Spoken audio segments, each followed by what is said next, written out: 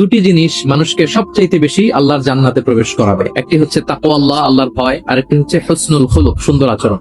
Repeat, আমি আবারও বলছি, দুটি জিনিস মানুষকে সবচাইতে বেশি আল্লাহর জান্নাতে প্রবেশ করায়। একটি হচ্ছে আল্লাহর ভয়, তাকওয়াল্লাহ, আর একটি হচ্ছে সুন্দর আচরণ, হুসনুল খুলুক।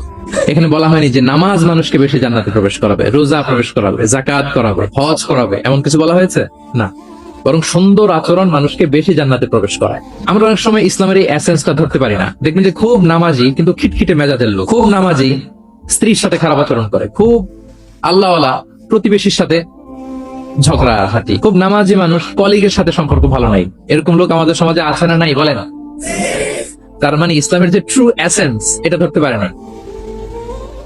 আশেপাশের নেইবরের সাথে, কলিগের সাথে, বন্ধুদের সাথে, সহপাঠীদের সাথে যে ভালো আচরণ করতে হয়, গুড বিহেভিয়ার করতে হয়, এবং এটাই যে আমাকে সবচেয়ে বেশি জান্নাতে প্রবেশ করানোর মাধ্যম হতে পারে, এটা আমরা ভুলে যাই। প্রিয় বন্ধুরা, আমরা যেন এই ব্যাপারটাকে ছোট মনে না করি।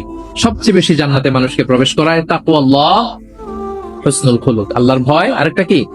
সুন্দর আচরণ। অনেক ছোট ছোট বন্ধুদেরকে আমি দেখতে পাচ্ছি অডিয়েন্সের মধ্যে। আমরা আমাদের সহপাঠীদের সাথে, বন্ধুদের সাথে ভালো আচরণ করবো তো আজকে থেকে? হ্যাঁ, সাউন্ড খুব অল্প হয়েছে, আমি শুনি নাই, আরো জোরে করবো কিনা? ইনশাআল্লাহ আমরা ভালো আচরণ করব, এবং আমার সহপাঠীদের সাথে, বন্ধুদের সাথে ভালো আচরণ, এটাই আমাকে জান্নাতে প্রবেশ করা। ইনশাআল্লাহ বলি সবাই।